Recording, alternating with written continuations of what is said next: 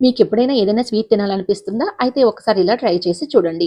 ఒక mixing bowl తీసుకొని అందులో 1 కప్పు గోధుమ పిండి, 3 టేబుల్ స్పూన్ల cocoa powder, 1 table spoon baking powder, half tea spoon వంట soda, half tea spoon coffee పొడి వేసి ఇలా జల్లించి పక్కన పెట్టుకుందాం.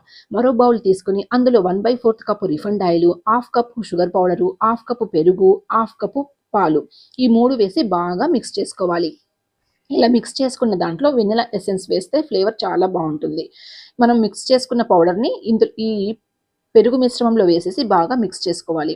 మనం ముందుగా కాజు పౌడర్‌ని గ్రైండ్ చేసి పెట్టుకున్నాం కదా! అది కూడా ఇందులో వేసి బాగా మిక్స్ చేసుకున్న తర్వాత ఇందులో కొంచెం టూటీ ఫ్రూటీ యాడ్ చేసుకొని మిక్స్ చేసుకోవాలి. ఒక కేక్ బౌల్ తీసుకొని దానికి ఆయిల్ అప్లై చేసి ఉంచుకున్న తర్వాత మనం ముందుగా తయారు చేసిన మిశ్రమాన్ని ఇందులో వేసి ట్యాప్ చేయాలి. ఇలా ట్యాప్ చేసిన తర్వాత పైన టూటీ ఫ్రూటీ ఏసుకోవచ్చు, డ్రై ఫ్రూట్స్ ఏసుకోవచ్చు.